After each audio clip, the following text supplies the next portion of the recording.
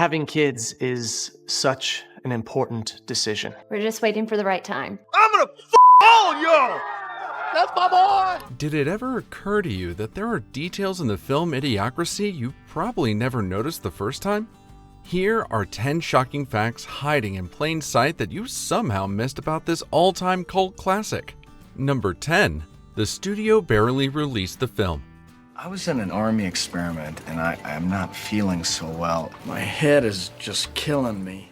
The release of Idiocracy remains one of the strangest stories in modern comedy. The studio kept the film quiet.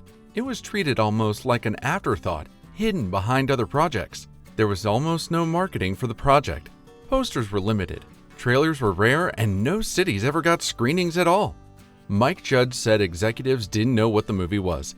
They didn't know if it was political satire or absurd comedy. They worried it would offend too many groups, so they quietly pushed it out with no support. For many fans, this singular act turned the movie into a hidden treasure. People found it by accident. They watched, and the film slowly built a reputation through curiosity alone, while word of mouth became the only promotion it ever had. This slow discovery is part of why the movie felt personal. It never felt like a big studio project, rather like something you stumbled on and shared with someone close. And here's where things took another interesting turn. Number 9. The movie's fake brands created real legal concerns. I object that he's not going to have any money to pay me after he pays back all the money he stole from the hospital. The film is filled with fake ads and fake products, but making them wasn't simple. Some early designs looked too similar to real brands. Lawyers stepped in. They asked for changes again and again. Some debates lasted hours over a single label. Mike Judge joked that the satire in the film was harder than he expected. Even imaginary snack names raised debates. Some scenes had to be reshot because labels were changed last minute. Other props were redesigned overnight. The team constantly adjusted to avoid lawsuits. This constant rewriting explained the strange look of the future world. It felt cluttered, exaggerated, like everything was slightly off. That chaotic design wasn't a creative decision, it was survival, and that messy look gave the film a timeless charm. And while the set looked chaotic, the main character was as solid as a rock. Number 8. Luke Wilson was cast for his calm, everyday presence. If you have one bucket that holds 2 gallons and another bucket that holds 5 gallons, how many buckets do you have? 2? Mike Judge wanted the character Joe to feel like a real person, someone steady, calm, one who handled things the same way any regular person would. He wasn't meant to be a hero, just someone who felt real to the audience. Luke Wilson had that natural energy. He didn't push the jokes. He didn't overplay the confusion.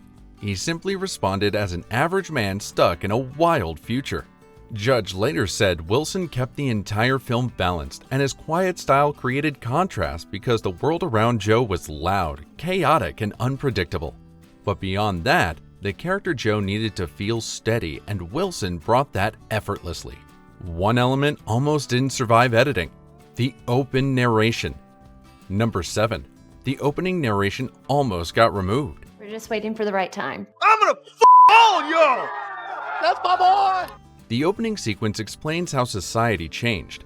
It's simple, clever, and sets everything up. It gives the film a calm logic before the madness begins. But some studio executives didn't like it. They felt the pace was slow and the humor too sharp. They considered cutting it entirely. Mike Judge argued for it. He believed it was essential, and he felt the story needed grounding. It needed a reason behind the chaos. Today, many fans remember the opening more than anything else. It's the calm before the storm. Removing it would have weakened the entire setup, and it remains one of the most quoted parts of the movie. Beyond the scripted scenes, much of the world came alive thanks to the ordinary locals. Number 6. Many extras came straight from local neighborhoods. Goes in your ear, and this one goes in your butt. Hurry up, come on!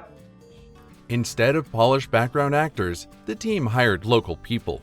Judge wanted faces with character, a future that looked rough, worn, and real. He wanted a world that felt naturally chaotic. Some extras had never been on a set. Many arrived the same day they were cast. Their reactions were natural and unscripted. This gave the movie a raw edge, and the future didn't look glossy. It looked tired, cluttered, and unpolished, making the movie more believable. Even with authentic extras, some actors faced challenges of their own on set. Number 5. Maya Rudolph filmed while pregnant. Please deposit $2,000 to begin connection. Man, what? Yeah, baby. Hey, can you wait a second, please? Maya Rudolph worked through a challenging schedule. She was pregnant during filming. The set was hot and demanding. The scenes moved quickly, yet she brought steady humor and calm timing. Her character was the glow of the story. She gave Joe a reliable companion, and the film its soft emotional touch, adding sincerity to a world that didn't have much of it. Even during chaotic scenes, her presence was warm and liberating. Fans often said her performance brought balance. She added humanity to a world filled with noise and confusion. Though strange, the funniest moments were inspired by real-life absurdities rather than scripted jokes. Number 4. The electrolytes joke came from real corporate meetings. What the hell is this? Tastes like Gatorade. Is that Brondo stuff? One of the funniest running jokes is about electrolytes. Joe asks for water. A clerk tells him water only comes from the toilet. I was just looking for some regular water. Water? Yeah, You mean like in the toilet? What for? just to drink. Everything else has electrolytes, and no one knows why. Mike Judge said the idea came from real meetings. He watched people repeat marketing terms without understanding them. The repetition felt empty, almost automatic, showing how easily language becomes meaningless. That odd behavior inspired the joke and turned it into one of the film's most memorable lines. It's got electrolytes. It's got what plants crave. People still quote it today. It's simple, silly, and strangely relatable. Meanwhile, one character's energy completely transformed the film's tone on screen. Number 3. President Camacho was built from several wild inspirations. Terry Crews created Camacho piece by piece. He watched wrestlers. He watched performers who loved the spotlight. He added humor and confidence. The result was unforgettable. A leader who was loud, emotional, and strangely charming. Crews said the role felt freeing. He could shout, pose, and sprint around without holding back. It became one of the most explosive performances of his career. Yet, he also showed genuine care. The character Camacho looked out for his people, leaned on Joe for guidance, and genuinely wanted to fix problems. That blend of chaos and leadership made his character unforgettable. Even today, Camacho stands out as one of the most memorable and electrifying parts of the film. Not only that, the story's exaggerations also mirrored trends that predicted real-life events. Number 2. Accidental predictions. Fans often notice how Idiocracy seemed to have predicted the future. Some of these predictions feel lighthearted, others almost eerie. Mike Judge said none of them were intentional. He simply exaggerated things he had already observed in everyday life.